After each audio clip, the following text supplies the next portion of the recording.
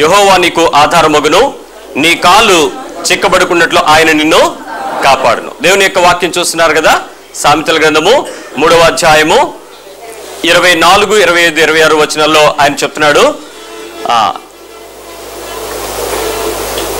నీ మార్గము నీవు సురక్షితంగా నడుస్తావు. దేవుడు నీకు చాలా చక్కగా, హ్యాపీగా, క్షేమంగా నిన్ను నడిపిస్తాడు. అంతేకాదు ఆయన నీతో చెప్తున్నటువంటి మాట విన్నావు కదా, ఆయన నీ పాదమును ఎప్పుడూ కూడా తొట్టిల్లిపోనివాడు, నిన్ను జారిపోనివాడు, నిన్ను పడిపోనివాడు, నిన్ను బెసకనివ్వడు. అంతేకాదు నీవు పడుకున్నప్పుడు నీవు భయపడవు, రేపు ఏమవుద్దో, ఎలాగవుద్దో, నెక్స్ట్ ఏం జరుగుద్దో, అవుద్దో లేదో, ఎలా కడతానో, ఎలా ఇస్తానో, ఎలా చేస్తానో, దేనికి నువ్వు భయపడవు. నువ్వు పరుండి సుఖంగా నిద్రించేటట్లు దేవుడు నీకు సహాయం చేస్తున్నాడు. ఆకస్మికంగా భయం కలిగినప్పుడు, దుర్మార్గుల నాశనం వచ్చినప్పుడు కూడా నీవు భయపడక్కలేదు. ఏ రకమైన భయాన్ని కూడా నువ్వు పడవని దేవుని యొక్క వాక్యం చెప్తుంది. భయపడకుండా ఉండడమే కాకుండా, అంతేకాదు ఆయన నీతో చెప్తున్నాడు, నీకు ఆధారముగా దేవుడు ఉండబోతున్నాడు. నీ కాళ్ళు చిక్కుకోకుండా ఆయన నిన్ను కాపాడుతున్నాడు. ఒకసారి మీరు పక్క వారికి చెప్పండి, నీవు దేనికి భయపడవు, చక్కగా నడుస్తావు, నువ్వెప్పుడూ తొట్టిల్లిపోవు, నువ్వు చక్కగా నిద్రపోతావు, ఏ భయము నీకు కలగదు, ఎవరు నాశనమైనా నువ్వు భయపడవు. దేవుడు నీకు ఆధారంగా ఉంటాడు, ఆయన నిన్ను నడిపిస్తాడు. నువ్వు భయపడద్దు, నీ కాలు చిక్కుపడదు, తప్పు జరుగుద్దేమో అనే భయం వద్దు, ఏదైనా అయిపోద్దేమో అని భయం వద్దు, ఏమీ అవదు. ఆయన నీకు తోడుగా ఉంటాడు, ఆయన నిన్ను పట్టుకుంటాడు, ఆయన నిన్ను పట్టుకుని నడిపిస్తాడు. ధైర్యంగా ఉండు, నిన్ను కాపాడేవాడున్నాడు, నీ యేసు నిన్ను కాపాడబోతున్నాడు. దేవునికి స్తోత్రం. దేవుని యొక్క మాటను ఒకరినొకరు చెప్పుకోవడం, ఎప్పటికప్పుడు నువ్వు చెప్పుకోవటం, అన్ని సమయాలలో నువ్వు చెప్పుకోవడం ద్వారా దేవుని యందు నూతన బలాన్ని నువ్వు పొందుకోగలవు. అది దేవుని యొక్క వాగ్దానం కాబట్టి తప్పక అది నీ విశ్వాస జీవితంలో నెరవేరుతుంది. పిల్లరా, మంచిది. దేవుని యొక్క వాక్యంలోనికి నేరుగా ప్రవేశిద్దాం. ఇప్పటి వరకు మీరు యేసుక్రీస్తు వారి శక్తి కలిగిన నామంలో కూడా వచ్చిన అందరికీ వందనాలు చెల్లిస్తున్నాను. ఇప్పటి వరకు మీరు కొన్ని వాక్యాలు విన్నారు.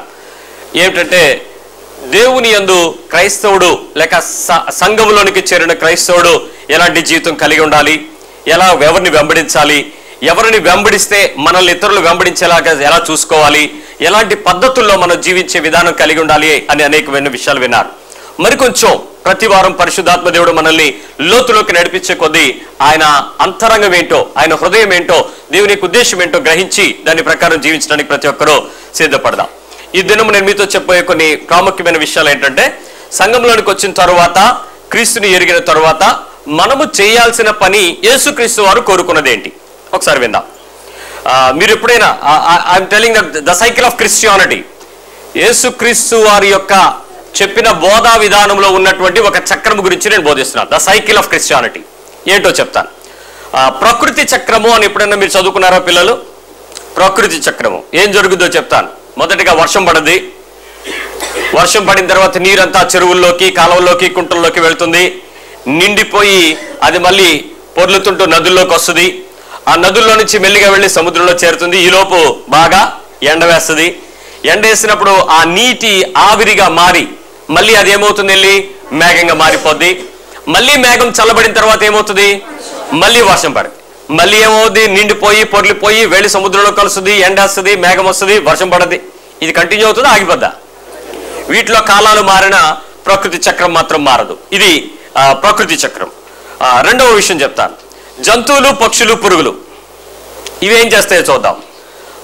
అవి పుడతాయి, అయితే పుట్టుక లేకపోతే గుడ్ల ద్వారా పొదగబడతాయి. నెక్స్ట్ ఏం చేస్తాయి అవన్నీ జీవితకాలం? ఏం చేస్తాయి? ఉద్యోగమా? అంతసేపు ఆడి బతుకంతా ఏంటి? ఆహారం వెతుక్కోవడమే. ఎవరి మీద ఎవడు పడి ఎక్కడ పడితే అలా ఆహారం తీసుకోవటం. ఆ తర్వాత చక్కగా నిద్రపోవడం. పశువులకు, పక్షులకు, జంతుజాలానికి ఉన్నటువంటి కేవలము 3 విషయాలు తప్ప వాటికి ఏముండవండి. చక్కగా ప్రపంచమంతా తిరగచ్చు, ఎగరొచ్చు, ఏమైనా చేయొచ్చు. నెక్స్ట్ చక్కగా నిద్రపోతాయి. నిద్రపోయిన తర్వాత జత కడతాయి, మళ్ళీ గుడ్లు పెడతాయి, మరి పిల్లలు పెడతాయి, మళ్ళీ వాటిని కొద్ది సమయం పెంచుతాయి, మళ్ళీ ఎగిరిపోతాయి, మళ్ళీ అవే పరుగుతాయి, ఇవి చచ్చిపోతాయి, ఈలోపు మళ్ళీ కొత్తవి పుడుతూ బతుకుతూ ఉంటాయి. ఈ ప్రకృతి చక్రంలో ఈ పశువులు, పక్షులు, ఈ పురుగులు ఇత్యాది జీవులు ఇవి ఎప్పుడు కూడా దీన్ని దాటిపోవండి. అంతేగాని ఇంకేమైనా కొత్త తయారవడం చూసారా? జంతువుల నుంచి 2 జంతువులు తేడా కొత్త జంతువులు రావడం, క్లోనింగ్ చేస్తారు తప్ప దేవుడు చేయడు. మూడవది మానవ చక్రం ఏంటో చూద్దాం. A human cycle. పుడతాడు, పెరుగుతాడు, ఇంకా పెరుగుతాడు, పెళ్లి చేసుకుంటాడు, ఉద్యోగం చేసుకుంటాడు, పిల్లల్ని కంటాడు, ముసలోడు అయిపోతాడు, చచ్చిపోతాడు. మళ్ళీ రిపీటే. ఇంకేమైనా తేడా ఉందా? మళ్ళీ పుట్టడం. అయితే అందుకే కొన్నిసార్లు అంటారు చచ్చిపోయి మా తాత పుట్టిసాడని. అంటే ఏంటి? చచ్చిపోయిన తర్వాత మళ్ళీ పుట్టక లేదని తెలిసినా మళ్ళీ ఇంకొక పుట్టాడు అనగానే ఒక క్రొత్త నరుడు ఎక్కడి నుంచి వస్తాడు, ఆల్రెడీ ఎగ్జిస్టెడ్ అనుకుని అలా చెప్పుకుంటుంటారు. వాళ్ళ పేర్లు ఇలా తగిలిస్తూ ఉంటారు, తాతల పేర్లు, మామల పేర్లు. మంచిది. ఇది మానవ చక్రం. జీవిత చక్రం ఏంటో ఒకసారి చూద్దాం. లైఫ్ ఏంటి? లైఫ్ ఉండే సైకిల్ ఎలా ఉంటుందో చూద్దాం. పుట్టిన తర్వాత ప్రీ కేజీ అంటే కేజీల కంటే ముందు. ఆ తర్వాత LKG, lower Kinder garden, next UKG, first standard, ఇక నెక్స్ట్ 10th స్టాండర్డ్, తర్వాత ఇంటర్మీడియట్, ఆ తర్వాత కామన్ క్వాలిఫికేషన్ ఐటీఐ లాగా ఇంజనీరింగ్, ఆఫ్టర్ ఇంజనీరింగ్ అయితే అమెరికా లేకపోతే జపాను, ఎంఎస్. ఆఫ్టర్ దట్ ఏంటి? మళ్ళీ జాబ్ తర్వాత ఏంటి? మనీ. ఎక్కడితో ఆగిపోద్ది. ఇంకేం చేస్తారు? నెక్స్ట్ ఏంటి? ఓకే, మనీ వచ్చిన తర్వాత కూడా సైకిల్ కొంచెం పొడుగుద్ది కొంతమందికి. ఏంటి? ప్రమోషను, హైక్, ఇంకా అక్కడి నుంచి మీదకి ఇంకేమైనా జంపు, ఇంకో కంపెనీకి మారడం. ఇది కామన్. ఇది మనిషి యొక్క లైఫ్ సైకిల్లో కంటిన్యూగా వెళ్ళిపోద్ది. ఎండింగ్ ఎక్కడ రానంటే స్కిల్ఫుల్ వర్కర్, ఒక నైపుణ్యాన్ని సంపాదించుకోవడం దగ్గరికి వెళ్ళి ఆగుతుంది అంతే. ఇంకా తర్వాత ఏం సంపాదించుకోవడానికి కూడా మెదడు పనిచేయదు, మెమరీ పవర్ లాస్ అవుతూ ఉంటుంది. వృద్ధుడయ్యే కొద్ది ఏమవుతుంది? మర్చిపోతాడు. ఇక ఆ సైకిల్ ఆగిపోద్ది. భక్తి చక్రం ఏంటో చూద్దాం. హ్యూమన్ లైఫ్లో ఉన్నటువంటి రిలీజియస్టిక్ లేక భక్తి యొక్క చక్రం ఎలా ఉంటుందో ఒకసారి చూద్దాం. తెలుసుకొనుట, సత్యము అనేది అన్వేషిస్తాడు, లేక తల్లిదండ్రుల ద్వారా నేర్చుకుంటాడు. తెలుసుకుంటారు ఫస్ట్, తెలుసుకున్న తర్వాత దాన్ని వెంబడిస్తారు, ఫాలో అవుతారు. వెంబడించిన తర్వాత అన్వయించుకుంటారు, ఎక్స్పీరియన్స్ చేస్తారు ఇంటర్నల్గా మనిషి లోపల అంతరంగంలో. అన్వయించిన తర్వాత వాళ్ళకి ఒకే ఆశ, ఎక్కడికి వెళ్ళిపోవాలి? స్వర్గానికి వెళ్ళిపోవాలి. అదే మీ లోకం, పరలోకం వెళ్ళిపోవాలి. ఇంకా దాటి ఇంకేమైనా భక్తి చక్రం ఉందా? భక్తులు ఇంకేమైనా చేయటానికి మీకు తెలుసా? మీరందరూ ఏం చేద్దాం అనుకుంటున్నారు? అల్టిమేట్ గోల్ ఏంటి? ప్రతి ఒక్కడికి పరలోకానికే వెళ్ళాలి. దానికి ఈ మార్గాలనే మనం ఖచ్చితంగా వెళ్ళాలి. ఇంతే. రైట్. ఇంతకీ బైబిల్ ప్రీచ్ చేస్తున్నటువంటి క్రైస్తవ చక్రము ఇదేనా?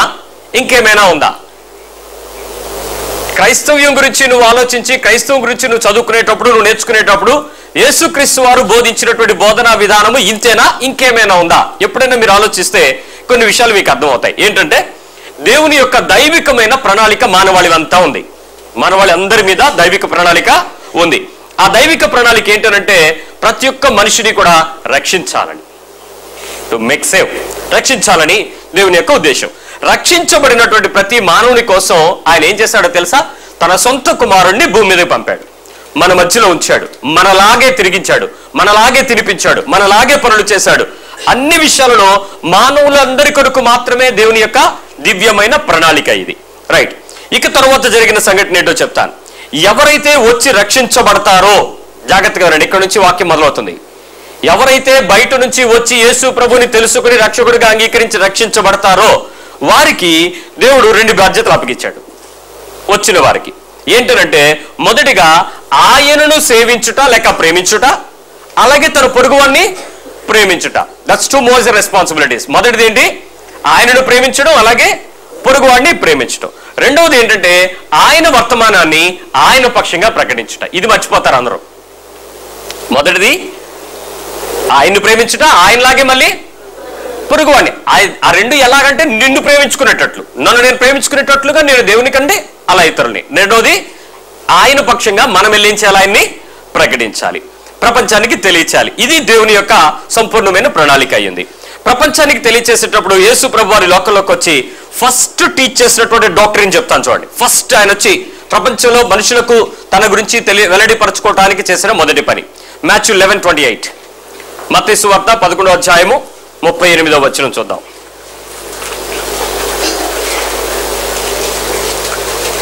ప్రయాసపడి భారము మోసుకొనుచున్న సమస్త జనులారా నా యొద్దకు రండి.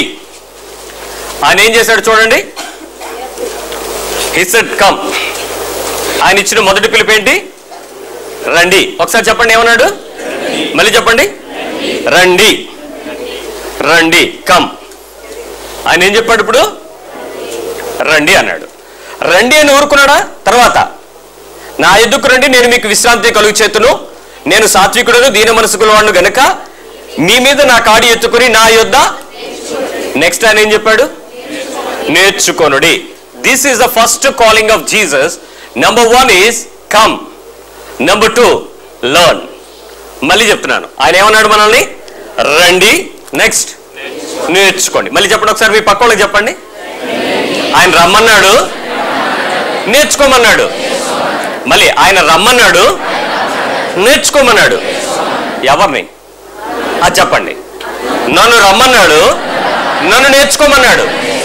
నీవు ఏ విషయాలైతే తెలుసుకోవాలో ఆ విషయాలు నువ్వు తెలుసుకోవటానికి కొరకు దేవుని యొక్క గొప్ప ఆలోచన ఉందన్న విషయాన్ని నువ్వు అర్థం చేసుకోవాలి. So first thing, God is calling you, come, రండి అని పిలిచాడు. ఇది ఆయన పిలిచిన పిలుపుని మనం చూసినప్పుడు చక్కగా చెప్పినటువంటి మొదటి విషయం. నేను మీకు రెండవ విషయం కూడా చెప్తాను. ఆయన క్రైస్తవ సైకిల్ ఎక్కడ ప్రారంభించి ఎక్కడ ముగిస్తాడో ఆ విషయాలను మనం అర్థం చేసుకోవాలి. నెంబర్ 1 ఫస్ట్ ఏంటంటే ఏమన్నాడు ఆయన? రండి, 2 నేర్చుకోండి. లాస్ట్ విషయం చెప్పాలి కదా. లాస్ట్లో ఏం చెప్పాడు చెప్పనా? లాస్ట్లో మత్తయి సువార్త 28వ అధ్యాయంకి రండి. మాథ్యూ 28.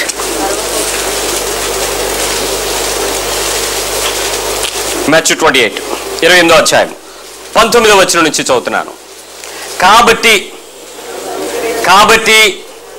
మీరు వెళ్ళి, ఆగండి, ఇలా చూడండి. ఇప్పుడు ఏమన్నాడు ఆయన? గో. ఫస్ట్ ఏమన్నాడు? కమ్. ఇప్పుడు ఏమన్నాడు? గో. ఈ మాట నేను కూడా మిమ్మల్ని కమ్ము గో అన్నాను అనుకోండి, ఎలా అనిపిస్తుంది మీకు? రమ్మంటాడు, అబ్బే పోమంటాడు, స్టాండర్డ్ లేదు, పాడలేదు. బైబిల్ చెప్తుంది ఫస్ట్ కమ్ అన్నాడు, ఇప్పుడు ఏమన్నాడు? గో, వెళ్ళండి. వెళ్ళిపోయి ఏం చేయమన్నాడు? వెళ్ళిపోమన్నాడా? చూడండి ఏముందో. సమస్త జనులకు శిష్యులుగా చేయండి, తండ్రి యొక్క కుమారుని యొక్క పరిశుద్ధాత్మ యొక్క నామంలోనికి వారికి బాప్తిస్మం ఇచ్చుచు నేను మీకు ఏ సంగతులు ఆజ్ఞాపించుతున్నో వాటన్నిటిని గైకొన వలనని వారికి ఏం చేయాలి? బోధించుడి. జాగ్రత్త, చూసారా? ఆయన ఇప్పుడు ఏం చెప్పమన్నాడు? Teach, go teach. ఇనీషియల్ గా కమ్, లర్న్. ఇప్పుడు చూడండి, ఈ ఆయన రమ్మని చెప్పినవాడు వెళ్ళమని చెప్తున్నాడు, నేర్చుకోండి అని చెప్పినవాడు బోధించండి అని చెప్పాడు. ఇప్పుడు మొదటి విషయం చూద్దాం. ముందు ఏం చేద్దాం? రండి. ఏంటి రమ్మన్నాడు? ఎందుకు రమ్మన్నాడు? వచ్చిన తర్వాత ఏం నేర్చుకోమన్నాడు? నువ్వేం నేర్చుకున్నావు? ఎంతవరకు నేర్చుకున్నావు? వాటిని పరిశీలించుకుందాం. పాత నిబంధన గ్రంథము, కొత్త నిబంధన గ్రంథం రెండు కలిస్తే ఏమవుతాయి? పరిశుద్ధ గ్రంథం. మొత్తం కలిపితే దైవ గ్రంథం యొక్క పరిశుద్ధత యొక్క సంపుటి ఏర్పడుతుంది.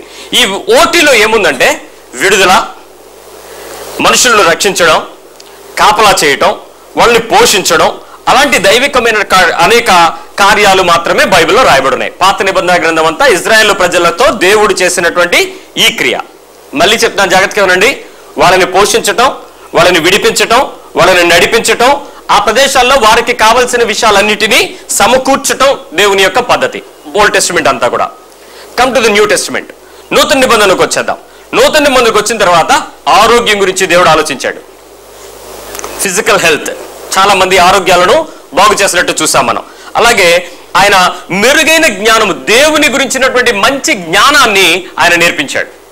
Who is God, what is God, how is God, where is God అనే విషయాలకు చక్కటి సమాధానం యేసు ప్రభువు చూపించారు. నా ద్వారా, నా అలాగే, నా యందు అనేక మాటలు మనకు చూపించినప్పుడు దేవుని గురించినటువంటి అనేక సంగతులు నూతన నిబంధన క్రైస్తవులకు ఆ విషయాన్ని తెలియచేశాడు.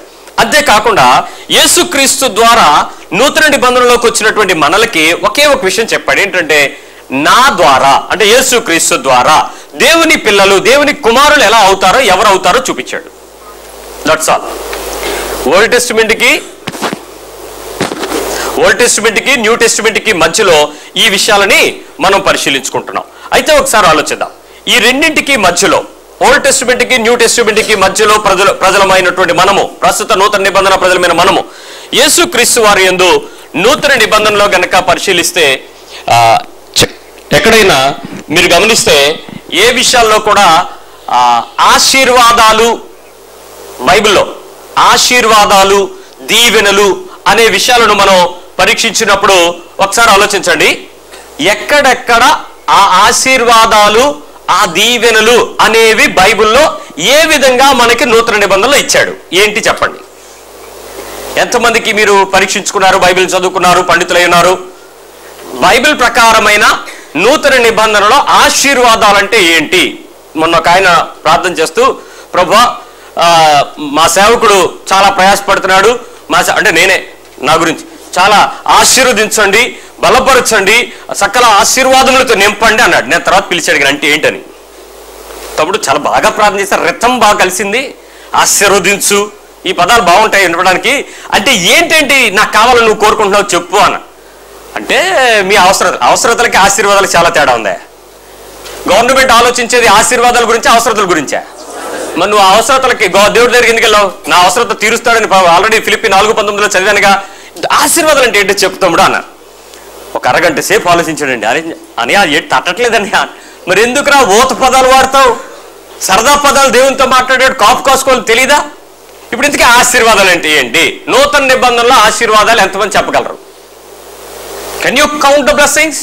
చాలా మంది చెప్తారు లెక్కలేరండి, ఆశీర్వాదాలు దేవుడు నన్ను దీవించాడు అని అంటారు. ఎంతకీ ఏంట్రా బాబు వీళ్ళని ఆశీర్వదించడం చూస్తే ఒక కొంప వచ్చి ఉంటుంది, ఆ కొంప మీద ఇంకో కొంప కట్టుంటాడు, ఆ పక్క తోట వచ్చి ఉంటుంది, కుక్క 2 కుక్కలు పెరిగి ఉంటాయి, ఒక కారుకు ఇంకో 2 కార్లు కొని ఉంటాడు, ఒక పిల్లడి తర్వాత ఇంకో 3 పిల్లలు పుట్టుంటారు, అమెరికాలో ఉంటాడు, ఉద్యోగం వచ్చి ఉంటుంది, డబ్బులు వచ్చి ఉంటాయి, పెళ్లిళ్ళు అయ్యి ఉంటాయి, ప్రమోషన్లు అవుతాయి. ఇంకేంటి ఆశీర్వాదాలు? ఇవేనా ఆశీర్వాదాలు అంటే? ఇవి యేసు ప్రభు దగ్గర ఉన్నాయా? కొండల మీద ఎక్కడ లేదు. మరి ఏంటైతే ఆశీర్వాదాలు? What are the blessings of Christian blessings ఏంటి? ఇది నాకు భయపట్టేసుకుంది. ఏంటి అసలు బైబిల్లో దీవెనల గురించి ఎతుకుతుంటే నూతన నిబంధనలు ఎక్కడ కూడా బైబిల్లో దీవెనలు కనపట్లేదు. వీళ్ళేమో దీవించు దీవించు అంటున్నారు, ఆయనేమొచ్చి రండి నేర్చుకోండి అంటున్నాడు, ఈయనేమో ఇవ్వడం అంటున్నారు వీళ్ళు. ఏంటి అసలు ఈ విషయం అని నేను కొంచెం లోతుగా వెళ్ళడానికి ప్రయత్నం చేశాను. ప్రభు కొన్ని విషయాలు నాతో చెప్పాడు. ఓవరాల్ గా క్రైస్తవులు అందరూ కూడా ఎలా ఉండాలని బైబిల్ చెప్పింది, మీకు తెలిసిన బైబిల్ ఏం చెప్పిందో నేను కూడా చెప్పేస్తాను వినండి. మొదటిగా క్రైస్తవులు అందరూ ఎలా ఉండాలంటే మంచి లాభాపేక్షతో ఉండాలి కదా, ఉండకూడదు. లాభాపేక్ష ఉండకూడదు. 2 ధనాపేక్ష ఉండాలి, ఉండకూడదు. మరి ఏమి ఉండకూడదు నేను ముందు చెప్తాను వినండి. కొన్ని స్టాండర్డ్స్ మనకు వచ్చేసింది క్రైస్తవ్యం బట్టి. బైబిల్ని చదివేటప్పుడే మనకు తెలియకుండా కొన్ని స్టాండర్డ్స్, లెవెల్స్ పెట్టేసుకున్నాం, మెట్లు పెట్టేసుకున్నాం. ఏంటో తెలుసా? లాభాపేక్ష ఉండకూడదు, ధనాపేక్ష ఉండకూడదు. అయ్యా నాతో పాటు చెప్పండి. లాభాపేక్ష ఉండకూడదు, ధనాపేక్ష ఉండకూడదు, కోరికలు ఉండకూడదు, దురాశలు ఉండకూడదు, లోకాశలు ఉండకూడదు, శరీరాశలు ఉండకూడదు, భూ సంబంధమైన అస్సలు ఉండకూడదు, ఇక ఎట్సెట్రా ఎట్సెట్రా. ఇంకేం ఉండాలి అయితే? పదవులు ఉండకూడదు, బిరుదులు ఉండకూడదు, కోపం ఉండకూడదు, ఆవేశం ఉండకూడదు, అన్నీ చచ్చిపోయి అన్నీ చంపేసుకుని ఏమీ లేకుండా యేసుప్రభు మాత్రం ఉండాల. ఈయన దీవెనలు అంటే పోనీ ఇవన్నీ ఉండి నువ్వు క్రైస్తవుడు అంటే మీరు ఊరుకుంటారా? ఊరుగా దీనత్వం లేదు, సాత్వికం లేదు, ఇలాగుంటాడు అలాగుంటాడు, తీర్పులు తీర్చేస్తారు. మళ్ళీ మంచి క్రైస్తవుడు అంటే ఆశీర్వాదాలు కలిగి ఉండాలని చెప్తున్న మీరు రండి మేము ఆశీర్వదిస్తాం అనే వాళ్ళ దగ్గర కూడా వెళ్ళానండి నేను. నిన్న టీవీలో చెప్తున్నారు కదా రండి ఆశీర్వదించబడండి అని అంటే నేను కూడా వెళ్ళి అడిగాను, ఏమంటే నాకు ఆశీర్వాదం ఇవ్వన్నాను అంటే తండ్రి యొక్కయో కుమారుని యొక్కయో పరిశుద్ధాత్మకయో నామమునా అని చెప్పాడు. ఇదే ఆశీర్వాదం అన్నాడు. ఇదేం ఆశీర్వాదం? ఇది నేను కూడా ఇస్తాను చర్చిలో లాస్ట్లోని. నీ దగ్గర ఏదో ఆశీర్వాదం ఉందన్నా అది పట్టుకెళ్దామని వచ్చాను అంటే, వస్తాయి మీకు వచ్చేస్తే మీరు వెళ్ళిపోండి అన్నాడు. ఏంటి కారు డిక్కీ ఖాళీగా ఉంది, నువ్వు ఇస్తే పట్టుకెళ్దామని వచ్చాను. ఎక్కడున్నాయి చెప్పండి నేను పట్టుకెళ్ళిపోతానని చెప్పాను. అప్పుడు ఆయన ఆలోచిస్తున్న విషయం ఏంటంటే ఆశీర్వదించబడటం అనే దానికి మనుషులకు లోపల ఎక్కడో తెలియని కొన్ని నష్టాలు కొన్ని కష్టాలు కలిగి ఉన్నట్టు మీరు ప్రశ్నించుకున్నట్టే నేను కూడా ప్రశ్నలు వేసుకున్నాను. అవి ఎలా ఉంటాయో ఒకసారి చెప్తాను వినండి. చాలా స్టాండర్డ్స్ మనల్ని భక్తిలోకి తీసుకెళ్తున్నాయో లేక భ్రమలోకి తీసుకెళ్తున్నాయో నాకు అర్థం కాలేదు, కానీ మంచి భక్తిలోకి జీవించే వ్యక్తిగా ప్రతి ఒక్కరు ఉండాలని కోరుకుంటున్నాడు. మరి ఈ స్టాండర్డ్స్ అన్ని మనం లాస్ట్కి ఎక్కడ తీసుకెళ్తాయో తెలుసా? క్రీస్తువులే ఉండడానికి, దేవుని కుమారులుగా ఉండడానికి. ఒకసారి చెప్పండి, క్రీస్తువులే ఉండడానికి, దేవుని కుమారుని వలె మారడానికి. అల్టిమేట్ క్రిస్టియానిటీ యొక్క గోల్ ఏంటి అని అంటే ఈ 2 విషయాల దగ్గర ఆగుతున్నట్టు నేను చూశాను. అయితే లాభం ఏంటి? కుమారుడుగా అయితే లేకపోతే ఇంకేదో అయితే ఏంటి లాభము? ఇప్పుడు దేవుని వాక్యం మనకేం చెప్తుందో చూద్దాం. ఒకవేళ ఈ టెంపరీ లోకంలో మనం కొద్ది కాలం జీవిస్తాం, పర్మనెంట్గా మళ్ళీ ఎక్కడికి వెళ్ళాలి? మన పరిస్థితి ఎక్కడుంది? పరలోకంలో ఉంది. అక్కడికి మనందరూ కూడా వెళ్ళిపోతాం. మన పితృలందరూ అక్కడికి వెళ్ళారో, మన తల్లిదండ్రులందరూ అక్కడికి వెళ్తారో, మనం కూడా అక్కడికి వెళ్ళిపోతాం. టెంపరీ లోకం నుంచి పరలోకంలోకి వెళ్ళిపోయిన తర్వాత యేసు క్రీస్తు దగ్గర ఉంటాం, క్రీస్తు వారి పక్కన ఉంటాం, క్రీస్తుతో ఉంటాం. ఆ ప్రదేశంలో మనకి ఒక గొప్ప సంబంధం కలిగిన, సంతోషం కలిగిన జీవితం ఉంటుంది. ఏంటో తెలుసా? నువ్వు ఉద్యోగం చేయక్కర్లేదండి. హల్లెలూయా. నువ్వు డిగ్రీలు చదువుకోవడానికి కష్టపడక్కర్లేదండి. పిల్లలు, మీకు శుభార్త, చదవక్కర్లేదండి. కంటదా పెట్టి ఎగ్జాములు రాసి పాసా ఫెయిలా ఏముండవండి. ఆకలి ఉండదండి. KFC కనపడదు అక్కడ. ఆకలి లేదు, KFC ఎందుకు నీకు? హాయిగా ఉండదండి. నిద్రపోవాల్సిన అవసరం కూడా ఉండదండి.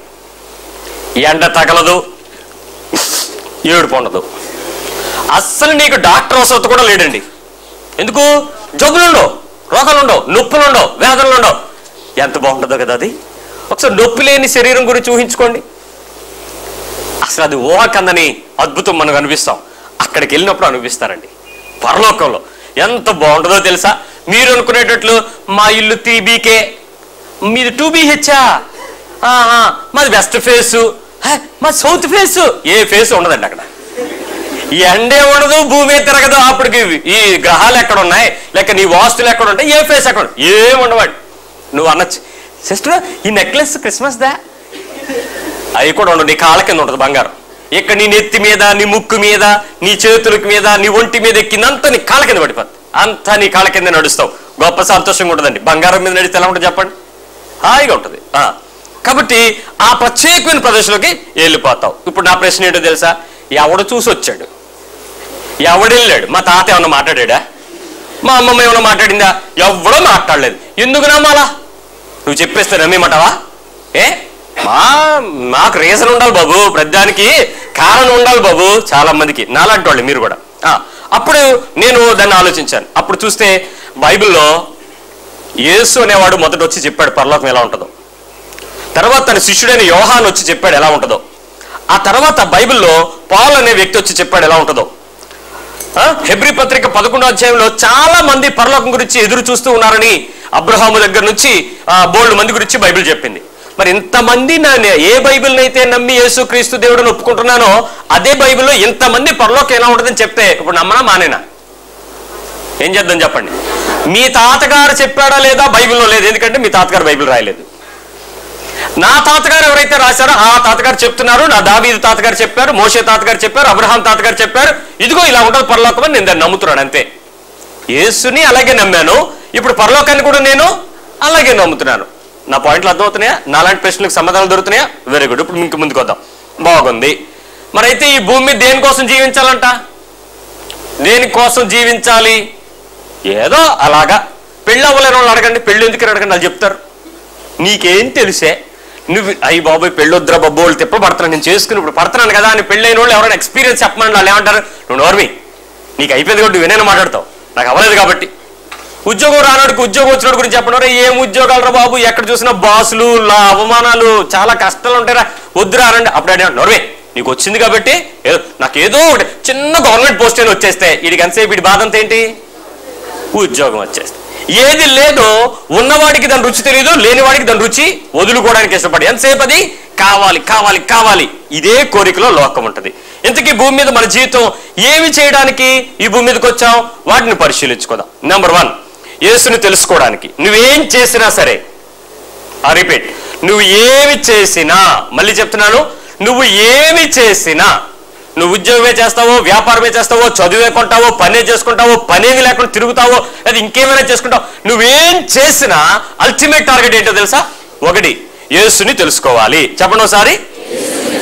నెంబర్ 2, దేవుని రాజ్యంలోకి చేరాలి. నువ్వేం చేసినా అల్టిమేట్ గా నీ గోల్ ఏంటి? ఎక్కడికి వెళ్ళాలి? మళ్ళీ దేవుని రాజ్యంలోకి చేరాలి. నెంబర్ 3, దేవుని ఉద్దేశం నెరవేర్చాలి. చెప్పండి. నువ్వేం చెయ్యి, ఎలా చెయ్యి, దేవుని ఉద్దేశం మాత్రం నువ్వు నెరవేరుస్తూ ఉండాలి. నెంబర్ 4, దేవుని కొరకు పని కలిగి ఉండాలి. చెప్పండి. దేవుని కొరకు పని కలిగి ఉండాలి. To work for God. ఏదో ఒక పని దేవుని కొరకు నువ్వు మాత్రం చేస్తూ ఉండాలి. నెంబర్ 5, దేవుని అనుభవిస్తూ అనేకులకు చెప్పాలి. మళ్ళీ చెప్పండి. అనుభవిస్తూ అనేకులకు చెప్పాలి. నువ్వేం చెయ్యి, నువ్వే ఉద్యోగం చేస్తున్నావు నేను అడగను. ఐఏఎస్ఆ, ఐపీఎస్ఆ, ఇంట్లో పన్నా, లాయర్వా, ఇంజనీర్వా, డాక్టర్వా, డజన్ మ్యాటర్ నువ్వేం చేసావు, నువ్వు మాత్రం చేయాల్సిన పని ఈ పని. నంబర్ 6, దేవుని మార్గంలో ఉన్న ఆటంకాలను గెలవడానికి. చెప్పండి. దేవుని మార్గంలో నడిస్తే నీకు కొన్ని ఆటంకాలు వస్తాయి, అడ్డులు వస్తాయి, వాటిని నువ్వు గెలవడానికి నువ్వు నమ్ముతావు. నంబర్ 7, ఫైనల్ గా దేవుని కొరకు శ్రమలు పొంది చచ్చిపోవడానికి. ఇది కూడా చెప్పొచ్చు, చెప్పండి. దేవుని కొరకు శ్రమలు పొంది మరణించడానికి. బాలదా? మరి బైబిల్ అదే చెప్పింది. నేను బైబిల్లో ఉన్నదే చూస్తున్నాను, నేను బైబిల్ని నమ్ముతాను, బైబిల్లో ఉన్నది విశ్వసిస్తున్నాను, బైబిల్లో ఉన్నది హృదయపూర్వకంగా అంగీకరిస్తున్నాను. కాబట్టి నేను మీతో చెప్తున్నాను, ఖచ్చితంగా క్రైస్తవుడు ఏమవుతాడంటే అల్టిమేట్ గా క్రీస్తు కొరకు శ్రమలు పొంది ఏమవ్వాలి? నెక్స్ట్ ఎస్ రెడీ అయిపోవాలి. ఇప్పుడు దీని అర్థం ఏంటంటే అల్టిమేట్ గా ఫలించుట. చెప్పండి. ఈ 7 పనులు ఎవరైతే చేస్తారో వాళ్ళు ఏమైనట్టు? ఫలించుట. చెప్పండి. ఇప్పుడు ఫలించడం అంటే నీకున్న ఉద్దేశం ఏంటో చెప్పు. ఇంతవరకు నీకున్న ఉద్దేశం ఏంటి? ఫలించడం అంటే ఒక ఇల్లు 2 ఇళ్ళు అయిపోవడం, పిల్లలు పుట్టకపోతే ట్విన్స్ పుట్టేయడం, అదే ప్రార్థనలు చేయించేసుకున్న తర్వాత రకరకాల ఈ ఆశీర్వాదాలు అనే పదాల కింద కొట్టుమిట్టాడుకుపోతున్న క్రైస్తవ జనాలు. ఆశీర్వదిస్తాం రండి బాబు అంటే వేలం వెర్రిగా పోయి కానుకలు అర్పిస్తున్న క్రైస్తవులు. ఎక్కడ ఏదుందో తెలుసుకోక, బైబిల్లో ఏముందో తెలుసుకోక ఆ బైబిల్ని పట్టుకుని అక్కడికి పారిపోయి వాళ్ళు చెప్పేటువంటి విషయాలు ఆ 4 మాటలు చూసి 2-3 గంటలు తృప్తి పొందుతున్న క్రైస్తవ జీవితాలు. క్రీస్తు కొరకు బ్రతకాల్సిన విధానాన్ని యేసు ప్రభువారు చెప్పిన మొదటి పిలుపు కమ్, రండి, ముందు రండి, నా దగ్గరికి రండి. వచ్చినప్పుడు ఆయన చేసిన పిలుపునేంటో చూపించిన మీకు మత్తయి సువార్తలో 4వ అధ్యాయం 19 చూడండి. ఫస్ట్ బిగినింగ్ కాల్ అందరికీ పిలిచాడు. ఏమని? ఇదిగో ప్రయాసపడుతున్నారా, భారం మోస్తున్నారా, ఎలాంటి వాళ్ళైనా సరే ముందు మీరు నా దగ్గరికి రండి అన్నాడు. నెక్స్ట్ ఇప్పుడు ఏం చెప్పాడు చూడండి. 4:19 ఆయన చేపలు పట్టుకుంటూ కొంతమంది చూశాడు. వాళ్ళ దగ్గరికి వెళ్ళి చెప్పాడు, నా వెంబడి రండి, నేను మిమ్మల్ని మనుషులు పట్టే జాలర్లుగా చేస్తాను. ఫస్ట్ ఆయన వచ్చి ఏం చేశాడు? రండి అని చెప్పిన వాడు పిలవాలా లేదా? ఆయన పిలిచాడు, శిష్యుల్ని పిలుచుకున్నాడు. అలాగే 8వ అధ్యాయం 22వ వచనంలో చూడండి, శిష్యులు అవ్వాలి అనుకునే వారికి ఆయన చెప్పిన సూచన చూద్దాం. ఇక్కడ మాథ్యూ 8:22, మత్తయి సువార్త 8వ అధ్యాయము 22వ వచనం. మాథ్యూ 8:22, యేసు అతన్ని చూచి నన్ను వెంబడించుము, మృతులు తమ మృతులను పాతి పెట్టుకొని నిమ్మని చెప్పాను. ఎవరైతే యేసు ప్రభు కొరకు శిష్యులు అవ్వాలి అని అనుకుంటున్నారు, యేసు ప్రభుని వెంబడించాలి అని అనుకుంటున్నారు, వారికి యేసు ప్రభు వారు చెప్పిన విషయం ఏంటంటే కమ్ ఫాలో మీ, రండి అన్నాడు. రండి, నన్ను మీరు ఫాలో అవ్వండి. అక్కడ చచ్చిపోయిన కండిషన్ ఉందా లేకపోతే వాళ్ళు ఉన్నారు ఏమన్నా డజన్ మ్యాటర్, నేను దాని గురించి ఆలోచించట్లేదు, మీరు మాత్రం నా దగ్గరికి రండి అని పిలుచుకున్నాడు. ఇప్పుడు యేసు ప్రభు వారు పిలిచినటువంటి శిష్యులందరినీ మీరు చూస్తే ఏదో ఒక పనిలో ఉన్న వారిని పిలిచాడు కానీ పనికి మళ్ళీ వారు పిలవలేదు, పని లేని వాళ్ళు పిలవలేదు. నువ్వు పిలువబడాలని కోరుకుంటే, నువ్వు ప్రభు పని చేయాలని కోరుకుంటే ఏదో ఒక పనిలో ఉండు. అంతేగాని నేను బాగా బైబిల్ ట్రైనింగ్ అయిపోయి 3 సంవత్సరాల తర్వాత పెద్ద పట్టా, డిగ్రీ, మెడలు, కోటు వేసుకుని దిగుతాను అంటే నిన్ను పిలవలేదు దేవుడు, నువ్వే చూస్ చేసుకున్నావు, నువ్వే ఏర్పాటు చేసుకున్నావు ఆ మార్గాన్ని. అంతేకాని దేవుడు నిన్ను పిలిచాడు అనే దానికి డిగ్రీలు అక్కర్లేదు, నీ చదువు అక్కర్లేదు, నీ జ్ఞానం అక్కర్లేదు. నీవు ఎలా ఉన్నావో ఆ స్థితిలో ఏదో ఒక పనిలో గనక ఉంటే ప్రభు తనని నిన్ను పిలవడానికి ఇష్టపడతా ఉన్నాడు. ఇది మొదటి పిలుపు. మత్తయి సువార్త నూతన నిబంధనకు మొదటి గ్రంథం నమ్ముతున్నాం కదా. ఆఖరి గ్రంథం ఏంటి? ప్రకటన 22. ఆయన చెప్పిన పిలుపు మరొకసారి చూద్దాం. రెవల్యూషన్స్ 22 లాస్ట్ కాలింగ్ ఏంటో చూద్దాం. జీసస్ పిలిచిన పిలుపు. ప్రకటన గ్రంథం 22వ అధ్యాయము 17వ వచనం, వర్స్ 17. Revolutions 22 verse 17. ప్రకటన 22:17. ఆత్మయు పెండ్లి కుమార్తెయు రమ్ము అని చెప్పుచున్నారు. మళ్ళీ ఏమని చెప్తున్నాడు? ఆత్మయు పెళ్లి కుమార్తెయు రమ్ము అని చెప్పుచున్నారు, వినువాడు రమ్ము అని చెప్పవలను. వెంటనే మీరు ఏం చెప్పాలి? ఇప్పుడు రండి అని చెప్పాలి. దప్పికొన్న వారిని రానిమ్ము, ఇచ్చి వానికి జీవజలములు ఉచితముగా పుచ్చుకొనేమో. బిగినింగ్ యేసు ప్రభువు ఏం చెప్పారు? ఇప్పుడు రండి. ఎండింగ్ ఏం చెప్తున్నాడు? మళ్ళీ రండి, తీసుకోండి. ఆలోచించండి. క్రీస్తు దగ్గరకు వచ్చినటువంటి మొదటి పిలుపు, ఆఖరి పిలుపు రండి అని పిలిచాడు. వచ్చిన తర్వాత ఏమన్నాడు ఆయన? కమ్ లర్న్, నేర్చుకోండి. ఏమి నేర్చుకోవాలి ఒకసారి ఆలోచిద్దాం. ఎంతవరకు మనం క్రైస్తవ్యం గురించి వచ్చిన తర్వాత నేను ఒక పాపను అడిగాను, ఈ వాక్యాన్ని సిద్ధపడేటప్పుడు ఆ బిడ్డను అడిగాను, అమ్మా ఏం నేర్చుకున్నావురా నువ్వు చర్చిలో అని. పాటలు పాడడం నేర్చుకున్నాను. పాటలు నేర్చుకోవడానికి వచ్చా చర్చికి? ఇంకెక్కడికైనా వెళ్తే సంగీత కచేరీ సారీగా మా నేర్పుతారు కదా, ఇక్కడికి ఎందుకు వచ్చావు అని అడిగా. అంటే ఈ పాటలు బాగుంటాయి. ఆహా ఓకే, ఇంకేమైనా నేర్చుకున్నావా అని అడిగాను. అంటే మత్తయి, మార్కు, లూకా సువార్త, ఈ సువార్తలన్నీ చదివేశానండి. నువ్వేమి నేర్చుకున్నావు అని అడిగాను. ఏం చదువుకున్నావు అని నేను అడగలేదు. ఏమి నేర్చుకున్నావు క్రిస్టియానిటీలో, ఇన్ని సంవత్సరాలు అయిపోయింది కదా, ఏమేమి నేర్చుకున్నావు చెప్పు అన్న. మిమ్మల్ని అడిగితే మీరు ఏమేమి నేర్చుకున్నారని చెప్తారు? ఇక మా రేచల్ అడిగా అనుకోండి, ప్రధాన దూత వేషం వేయడం నేర్చుకున్నానంటది. ఆ పాప క్రిస్మస్లో ఎక్కువగా ప్రధాన దూత క్యారెక్టర్ చేస్తూ ఉంటుంది కాబట్టి అదే నేర్చుకుంటారు. ఇంకా కొంతమందికి స్కిట్లు నేర్చుకున్నాం, కొంతమంది స్కిట్లు షార్ట్ స్కిట్లు, కొంతమంది కొరియోగ్రఫీ బాగా చేస్తాడు మా అబ్బాయి, పాస్టర్ గారు మీ చర్చలో వేస్తారా అని వచ్చి యాషాలు వేయడానికి డ్యాన్స్ బేబీ డ్యాన్సులు దసరాల్లోనూ వినాయక చవితుల్లోనూ ఉంటాయి. ఆ రోడ్డు మీద ఆ కచేరీలు ఉంటాయి. అక్కడ పట్టుబా చర్చిలో వేస్తానంటే ఏంటి? లోకం చర్చిలోకి రాకూడదు, చర్చి లోకంలోకి వెళ్ళాలి, పంపించాను. ఆలోచించు, ఏం నేర్చుకున్నావు? చర్చికి వచ్చి, సంఘంకి వచ్చి ఏం నేర్చుకున్నారు? దేవుని సన్నిధిలోకి వచ్చి ఏం నేర్చుకున్నారు? ఇన్ని సంవత్సరాలు మీ క్రైస్తవ్యం మిమ్మల్ని ఏమి నేర్పింది? మీ భక్తి మీరేమి నేర్చుకున్నారు? ఒక తమ్ముడు అన్నాడు, నాకు ప్రార్థన చేయడం వచ్చిందని అన్నాడు చాలా ఉద్రేకంగా. వెరీ గుడ్, నీ కోసమే, ఇతరుల కోసం, నా కోసమే. ఎక్కడ కూడా మెచ్యూరిటీ రాలేదు. మరి ఎంతసేపు నా కోసం, ప్రభువా నన్ను దీవించు, నన్ను ఆశీర్వదించు, నాకదివు, నాకు ఇది ఇచ్చే, నాకది పొత్తు బాగోదు, నాకెలా చేయి, నాకు ఎంతసేపు నాకే. ఏమి నేర్చుకున్నావు? ఒక ఆయన, పాస్టర్ గారు మీరు భలే ప్రశ్నలు వేస్తారండి, నాకు ఉపవాసం చేయడం వచ్చండి. ఎవరి కోసం చేసావు? మా ఇంట్లో సమస్యల కోసం. యేసు ప్రభు ఎక్కడ సమస్యల కోసం ఉపవాసం చేయమన్నాడా? మరి ఎందుకు చేస్తున్నావు? ఎందుకు చెయ్యాలో తెలియదు, ఎందుకు అడగాలో తెలియదు, ఏమి నేర్చుకోవాలో తెలియదు. రావడం, కూర్చోవడం, వినడం, సమ్మగా దురదజీవులు కలిగిన వారిని పోగు చేసుకుంటారనే కడవరికాల ప్రవచనానికి నెరవేర్పు సంఘమే. ఓకే, నేను మిమ్మల్ని తిడుతున్నాను, బాధపడుతున్నాను అనుకోవచ్చు. యేసు ప్రభు వారి దగ్గరికి వచ్చిన తర్వాత ఆయన ఏం చేయమన్నాడో, మనం ఏం చేశామో కొన్ని విషయాలు చక్కగా నేర్చుకోవడానికి ప్రయత్నించేద్దాం. ముందు అసలు యేసు దగ్గరికే ఎందుకు రావాలి? కొంతమందికి ఈ ప్రశ్న ఉందండి. Why only Jesus? బోల్డ్ మంది ఉన్నారు భక్తులు, బాబాలు, ప్రవర్తనలు, చక్రకాలు. మరి యేసు ప్రభువే ఎందుకు కావాలి? ఒకసారి ఆలోచిద్దాం. యేసు ప్రభు దగ్గరికి ఎందుకు రావాలో తెలుసా? యోహాను సువార్త 6వ అధ్యాయంలో 60వ వచనంలో ఉంది. జాన్ 6:60. యోహాను సువార్త 6వ అధ్యాయము 60వ వచనం చూడండి. 60 నుంచి 9 వచనాలు ఉన్నాయి. వాటిలో ముఖ్యమైన విషయం చెప్పేస్తున్నాను. 8వ వచనంలో, సీమోను పేతురు, ప్రభువా ఎవని యొద్దకు వెళ్తామో? నీవే నిత్య జీవపు మాటలు గలవాడవు. యేసు ప్రభు దగ్గరికి ఎందుకు రావాలి? ఆయన దగ్గర ఏమున్నాయి? ఈ లోకపు జీవపు వ్యాపారాలు నీకు ఇస్తానని అనలేదు. నిన్ను దీవించేస్తాను, నీకు ఉద్యోగం ఇప్పించేస్తాను, కాల్ లెటర్ పట్టుకొని పాస్ గారి చేతిలో పెట్టి పరీక్షకి వెళ్లే ముందు అట్ట పెట్టుకుని, పెన్ను పట్టుకుని, స్కేల్ పట్టుకుని, జామెట్రీ బాక్స్, హాల్ టికెట్ పట్టుకెళ్ళు, ఇలాంటివి చెప్పలేదు ఆయన. అది చెప్పింది ఏంటి తెలుసా? నిత్య జీవానికి వెళ్లే మాటలు యేసు దగ్గర ఉన్నాయి. ఆ యేసుక్రీస్తు వారి దగ్గర ఉన్నటువంటి నిత్య జీవపు మాటలను వినడానికి యేసు దగ్గరికి రావాలి. ఇంకా కిందకు వచ్చేటప్పటికి ఏమైందో తెలుసా? యేసు ప్రభు వారు మాటలు మాట్లాడిన తర్వాత చాలా మంది వెళ్ళిపోయారండి. ఆయన విడిచిపెట్టి వెళ్ళిపోతున్నారు. ఎందుకంటే ఆయన చెప్పిన మాట ఏంటంటే, ఆయన శరీరం గురించి, ఆయన రక్తం గురించి బోధ చేయడం ప్రారంభించాడు.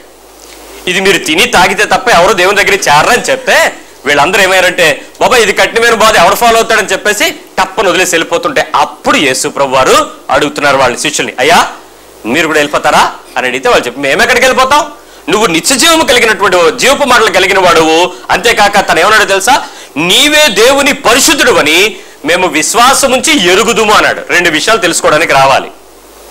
సంఘానికి వచ్చిన తర్వాత మీకు పాస్టర్ గారు బాగా తెలుసా, పాస్టర్ గారు బాగా తెలుసా, పాస్టర్ గారి పిల్లలు బాగా తెలుసా, గిటారు వాయించడం తెలుసా, జార్జ్ కొట్టడం తెలుసా? కాదు. కావాల్సింది, నువ్వు నేర్చుకోవాల్సింది ఏంటంటే, నిత్య జీవపు కలిగిన వాడు ఒకడు ఉన్నాడని, ఆ నిత్య జీవపు మాటలు ప్రకటించి యేసేనని, ఆ యేసుక్రీస్తు దేవుని దగ్గర నుంచి వచ్చిన సంపూర్ణ పరిశుద్ధుడని నీవు ఎరిగి ఉండడానికి, విశ్వాసం ఉంచడానికి కారణమని నువ్వు సంఘానికి రావాలి. రెండవది 4వ అధ్యాయం, యోహాను సువార్త 4వ అధ్యాయం 11వ వచనంలో ఆయన ఈ మాట చెప్పాడు. జాన్ 4:11. యోహాను సువార్త 4వ అధ్యాయము 14వ వచనం. జాన్ 4:14. నేను నీళ్లు గురించి డిస్కషన్ వచ్చినప్పుడు అక్కడ మాట్లాడుతున్నటువంటి విషయం ఏంటో తెలుసా? నేనిచ్చి నీళ్లు త్రాగువాడు ఎప్పుడునో దప్పిగొనడు. దేవుని దగ్గరకు వచ్చిన తర్వాత నీకేం దొరకదు? దప్పిగొనడు. అంతేకాదు, నేను వానికిచ్చు నీళ్లు నిత్య జీవనకై వానిలో ఊరిడి నీటి బుగ్గగా ఉండునని ఆమెతో చెప్పాను. ఇప్పుడు ఆయన దగ్గర నిత్య జీవమునకు వచ్చే ఓటు ఉందని తెలిసి ఆయన దగ్గరికి రండి. లాభాలు వస్తాయి, జబ్బులు తగ్గిపోతాయి, నొప్పులు పోతాయి, క్యాన్సర్ బాగవుద్ది, ఎయిడ్స్ తగ్గుతుంది, పిట్స్ పోతుంది, కడుపులు గర్భాలు తెరవబడతాయి, నా పిల్లలు చచ్చిపోతున్నారంటే యేసు నమ్ముకో బతుకుతారు. ఇక ఆపేయండి ఈ సువార్తలు. వాటికి విని దేవుని దగ్గరికి వస్తే ఈ రాత్రి నువ్వు నేర్చుకోవాల్సింది వేరొక విషయం ఉంది. ఆయన దగ్గరకు రమ్మని పిలిచిన వాడు ఆయన నీతో చెప్పే విషయాలు కొన్ని ప్రత్యేకమైన ఉన్నాయి. వాటి కొరకు నువ్వు దేవుని దగ్గరికి వచ్చి తీరాలి. అలాగే 14వ అధ్యాయం 6వ వచనంకి రండి. John 14:6 ఆయన అన్నాడు, నేనే మార్గము, నేనే సత్యము, నేనే జీవం, నా ద్వారానే తప్ప ఎవడను దేవుని దగ్గరికి there is no other ways. కాబట్టి యేసు ప్రభు దగ్గరికి రావాలి. యేసే ఎందుకు రావాలి అని అంటే ఇతర మార్గాలు ఏవి కూడా నిన్ను దేవుని రాజ్యంలోకి తీసుకెళ్ళవు, కాబట్టి ఆయన దగ్గరికి రావాలి. అదే ఆయన చెప్పిన 3 విషయాలు. మొదటిది ఏంటంటే ఆహారం కొరకు రావాలి, అంటే నిత్య జీవపు మాటలు. మనిషి రొట్టె వల్ల కాదు కానీ దేవుని నోటి నుంచి వచ్చే మాటల వల్ల బ్రతుకుతాడు, కాబట్టి ఆ మాట వినడానికి దేవుని దగ్గరికి రావాలి. రెండవది నిత్య జీవపు జలం ఉంది, అందుకు దాహం తీర్చుకోవడానికి ఆయన దగ్గరికి రావాలి. మూడవది మార్గము, ఎలాగా ఎందుకు ఎప్పుడని వెళ్ళడానికి నీకు మార్గం ఉంది. సో ఫస్ట్ విషయం యేసు ప్రభు దగ్గరికి వచ్చేసావు, రండి, వచ్చేసావు. రెండవ విషయం ఏంటి? ఇప్పుడు వచ్చిన తర్వాత ఏం చేయాలి? నేర్చుకుందాం, నేర్చుకోవాలి. ఇప్పుడు నేర్చుకున్న విషయాలు ఎలా ఉంటాయో ఒకసారి ఆలోచిద్దాం. నేను మీకు కొన్ని రిఫరెన్సెస్తో పాటు కొన్ని విషయాలు చెప్తుంటాను. మీరు ఎంతవరకు నేర్చుకున్నారో పరీక్షించుకోండి. మీకు నేర్చేసుకున్నారు అంటే మర్చిపోయారో లేదో గుర్తు చేసుకోండి. నెంబర్ 1, నేర్చుకోవడం అంటే ఏంటి? నేర్చుకోవడం అంటే ఏంటి? ఎలా నేర్చుకోవాలి? చిన్నప్పుడు మీరు ఎలా నేర్చుకున్నారు? దిద్దుకున్నారు. అక్షరాలు మీకు నేర్పినప్పుడు ఎలా నేర్పారు? పలక మీద రాసి బలపాన్ని పట్టుకుని లేక కాపీ రైట్ మీ పుస్తకాల మీద మీరు గీతలు గీస్తూ నెమ్మదిగా నేర్చుకున్నారు. కొంచెం పెద్ద అయిన తర్వాత టీచర్ మీకు ఎలా నేర్పించారు? బై వెర్బల్ లెసన్, నోటితో మాట్లాడుతూ మీకు ఆ పాఠాన్ని చెప్పారు. ఇంకొంచెం పెద్ద అయిన తర్వాత అక్కడ రాస్తూ మీకు ఆ విషయాలు నేర్పించారు. ఇంకొంచెం పెద్ద అయిన తర్వాత ఇక బ్లాక్ బోర్డ్ పనే లేదు, మీకు మీరే నేర్చుకునే స్థాయికి మిమ్మల్ని పెంచారు. ఇక ఎదుగుతూ ఉండే కొద్దీ మనుషులకు టీచర్కి లేక బోధకుడికి బోధ నేర్చుకోవడానికి వచ్చిన వ్యక్తికి మధ్యలో ఒక డిఫరెన్సెస్ కనపడుతుంది. యేసుక్రీస్తు వారి దగ్గరికి వచ్చినప్పుడు ఆయన ఉపమానం లేకుండా ఏమీ బోధించలేదు, ప్రతిదీ నీకు వాక్యంలో నుంచే బోధించాడు. పరలోకపు సంబంధించిన విషయాలన్నీ పరిశుద్ధ గ్రంథం నుంచే చెప్పాడు. ఇప్పుడు మనం కూడా నేర్చుకోవడానికి ప్రయత్నించేద్దాం. నెంబర్ 1, దేవునికి నీ మీద లేక మానవాళి మీద ఎంతో ప్రేమ ఉందని నేర్చుకోవాలి. ఒకసారి చెప్పండి, దేవునికి నా మీద ఎంతో ప్రేమ ఉంది. మీ పక్క వాళ్ళకి చెప్పండి, దేవునికి మీ మీద కూడా ఎంతో ప్రేమ ఉంది. దేవునికి మనందరి మీద చాలా ప్రేమ ఉంది. ఈ విషయం నువ్వు నేర్చుకున్నావా? ఎంత నేర్చుకున్నారు? ఇప్పటికీ చాలా మంది దేవుడు మమ్మల్ని వదిలేసాడు అంటున్నారు. Anybody is here is not listening my prayers. ఆయన ఎక్కడో బిజీగా ఉన్నట్టున్నాడు. ఈ మధ్య చైనాలో బాగా అండర్ గ్రౌండ్ వర్క్ జరుగుతున్నట్టు అన్నాడు ఒకటి వచ్చి. చైనాలో అండర్ గ్రౌండ్ సెల్స్ నడుస్తున్నారు. చాలా విపరీతంగా క్రైస్తవ్యం ప్రకటించబడుతుంది, ఎందుకంటే ఉక్కుపాదం మోపుతున్నారు వాళ్ళ మీద. అందుకని సంఘం విస్తరిస్తా ఉంది. ఓకే, ఇప్పుడు చెప్పండి, నాతో దేవుడు వింటలేదు, నన్ను ఏమి పెద్దగా ప్రేమించట్లన్నట్లు ఏం లేదు, ఏం చూడట్లేదు, ఏం చేయట్లేదు, ఏ కార్యాలు జరగట్లేదు అంటే ఇప్పుడు నీకేం అర్థం కాలేదు? దేవుడు నిన్ను ప్రేమిస్తున్నాడు అనే విషయం అర్థంగా. మరి ఇంతకీ చచ్చుకొచ్చి ఏం నేర్చుకున్నావు అయితే? This is what to learn. Number 1, దేవుని యొక్క ప్రేమ. చూడండి, హెబ్రీ పత్రిక 11:6. ఓన్లీ 2 రిఫరెన్సెస్ చెప్తాను మీరు ఇంకా బాగా అర్థం చేసుకోవడానికి. హెబ్రీస్ 11:6. హెబ్రీయులకు రాసిన పత్రిక 11వ అధ్యాయము 6వ వచనం. విశ్వాసం లేకుండా దేవునికి ఇష్టడైనట అసాధ్యం. అక్కడతో ఆగిపోకూడదు, ఆ వచనం ఇంకా ఉంది. దేవుని యొద్దకు వచ్చేవాడు ఆయన ఉన్నాడనియో తను వెతుకు వారికి ఫలము దయచేవాడనియో నమ్మడం నేర్చుకోవాలి. అది నేర్చుకోవడం.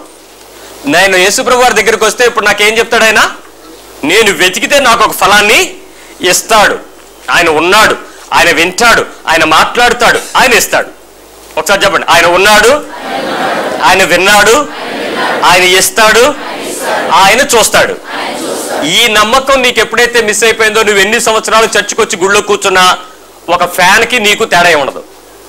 మెకానికల్ గా చేస్తావే తప్ప స్పిరిచువల్ గా చేయలేవు. ఆయన దగ్గరకు వచ్చేవాడు ఆయన ఉన్నాడని వెతుకు వారికి ఫలము దయచేస్తాడని నువ్వు నమ్మడమే నేర్చుకోవాలి. ఏమండి, 100 ప్రార్థనలకు సమాధానం రాలేదు, నీకు రాలేదు, 100 రాలేదు, మళ్ళీ ఈరోజు దేవుని దగ్గరికి వస్తావా రావా? ఫలం ఇవ్వలేదు, వస్తావా రావా? కార్యం జరగలేదు, అడుగుతావా మానేస్తావా? ఇప్పుడు నువ్వు దేవుని దగ్గర నేర్చుకోవాల్సింది ఏంటంటే, ఆయన్ని వెతుకుతూనే ఉంటాను, ఆయన ఫలం ఇచ్చేంత వరకు వెతుకుతూనే ఉంటాను, ఆయన్ని వెతుకుంటూనే ఉంటాను. అంతే నా క్రైస్తవ్యం. Anybody's with me? నీ కార్యం జరిగిందా లేదా డజంట్ మ్యాటర్, నీకు కావాల్సినట్టు వచ్చిందా లేదా అసలు సంబంధమే లేదు. అలా ఎందుకు రాలేదు అసలు ప్రశ్నే లేదు. ఎప్పుడు వస్తుంది తెలియదు, వస్తుందా రాదా నేను మాట్లాడను. మరి ఏంటి ఇస్తాడు, నమ్ముతాను. Amen. Somebody say amen. Number 2 John 3:16. మీకు ఆధారం చూపించాలి కదా మీరు, అందుకే సుబుత్ క్యా హై? ఇప్పుడు సుబుత్ చెప్తాను చూడండి. యోహాను సువార్త 3వ అధ్యాయము 16వ వచనం. John 3:16. మీకు బాగా తెలిసిన మాట. దేవుడు లోకాన్ని ఎంతో ప్రేమించను. అసలు విషయం ఏంటో తెలుసా? చాలా మంది పై వచనం మీద ధ్యానం చేస్తారు, కింద సెకండ్ బి మర్చిపోతారు. బి ఏంటో చూడండి. దేవుడు లోకం ఎంతో ప్రేమించను కాగా తన అద్వితీయ కుమారునిగా పుట్టిన వాని యందు విశ్వాసముంచు ప్రతివాడు.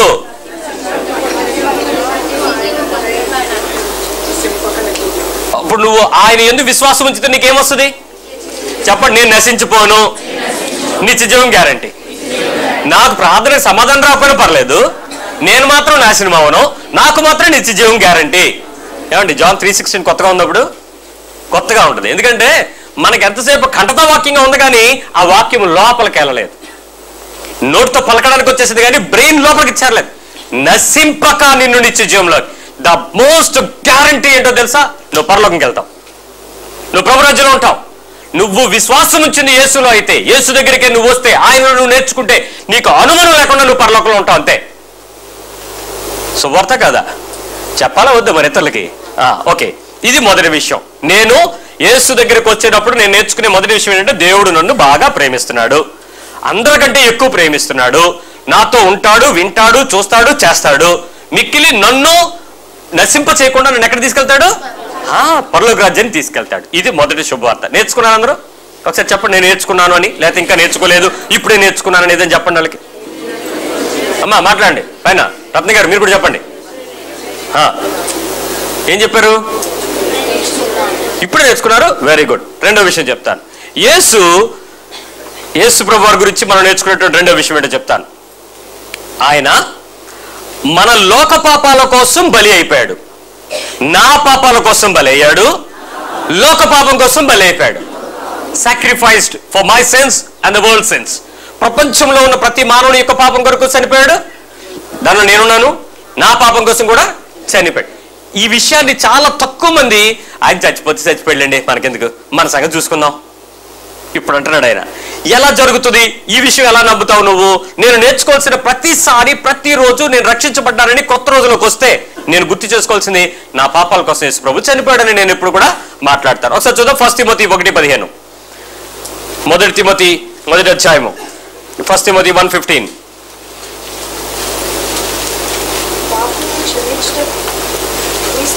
పాపులను రక్షించుటకు క్రీస్తు యేసు లోకమునకు వచ్చెను అను వాక్యము నమ్మదగినది, పూర్ణ అంగీకారమునకు యోగ్యమైనది ఉన్నది. అట్టి వారిలో నేను. ఇప్పుడు బాగా ఫస్ట్ ఎవరు నమ్ముతున్నారు? పౌలు నమ్ముతున్నాడు. పౌలు ఈ విషయం చెప్తున్నాడు. అట్టి వారిలో నేను ప్రధానమైన వాడి ఫస్ట్ వ్యక్తిని నేనే. ఇంతకీ మనం చర్చిలోకి వెళ్ళిన తర్వాత దేన్ని బాగా నమ్ముతామో నాకు తెలియదు కానీ పౌలు అన్ని సంవత్సరాల తర్వాత అతను గమాలీయులు అనేటువంటి ప్రధాన అధికారి దగ్గర, యూదుల నాయకుడి దగ్గర ప్రధాన శిష్యుడిగా ఉండి అన్ని అధ్యాయాల మీద, ధర్మశాస్త్రం మీద పూర్తి పట్టు కలిగిన వ్యక్తి. అల్టిమేట్ గా అతను చెప్తున్నది ఏంటంటే, నేను బాగా నమ్మింది ఏంటో తెలుసా? ఆయన పాపులను రక్షించాడు, నా పాపాన్ని రక్షించాడు, ఆయన రక్షించాడు కాబట్టి నేను నమ్ముతున్నాను అని చెప్పాడు. ఇది నేర్చుకోవాలి. ఏమండి, చర్చికి వచ్చి రాగానే మనం చేసే పనులు, మనం చెయ్యబోతున్న పనులకి మధ్యలో చిన్న తేడా ఉంది. నేను 10 విషయాలు చెప్తాను, త్వరగా నేర్చేసుకుందాం. నెంబర్ 2, 2 కొరింథీ పత్రిక 5వ అధ్యాయం 21వ వచనం. 2 Corinthians 5:21. 2 కొరింథీ 5:21. ఎందుకనగా మనం ఆయన యందు దేవుని నీతి యొగ్గినట్లు పాపమెరుగని ఆయనను, ఆ పాపమెరుగని ఆయన ఎవరి కోసం పాపమయ్యాడు చెప్పండి? నా కోసం, మన కోసం, మనందరి కోసం. ఇది నువ్వు ప్రతిరోజు నేర్చుకోవాల్సిన సత్యం. ఒకసారి నేర్చుకుని వదిలేసే సత్యం కాదు. ప్రతిరోజు నీవు ఈ విషయాన్ని నేర్చుకోవాలి. అవును, నా కోసం యేసుక్రీస్తు వారు శిలువలో చనిపోయాడు. మంచిది. 2 విషయాలు నేర్చేసుకున్నారు ఇవాళ. ఒకసారి చెప్పండి, 2 విషయాలు నేర్చుకున్నాం. మొదటిది, నన్ను దేవుడు ప్రేమిస్తున్నాడు. రెండోది, నా పాపాల కోసం ఆయన సాక్రిఫైస్ బలి అయ్యాడు. నెంబర్ 3, పాపము దాని యొక్క పర్యవసనాల గురించి, నష్టాల గురించి నేను ఎప్పుడు నేర్చుకోవాలి. చర్చకు వచ్చినప్పుడు, సంఘంలోకి వచ్చి, దేవుని దగ్గరికి వచ్చి, యేసు దగ్గరికి వచ్చి, వాక్యం దగ్గరికి వచ్చిన తర్వాత మనం నేర్చుకోవాల్సిన 3వ అంశం ఏంటంటే పాపము యొక్క పర్యవసనాలు, ద రిజల్ట్ ఆఫ్ సిన్. బలహీనతల యొక్క రిజల్ట్స్ ఎలా వస్తాయి అనే విషయాలు ఎప్పుడు కూడా, నష్టాలు నేర్చుకోవాలి. రోమపత్రిక 3:23. Romans 3:23.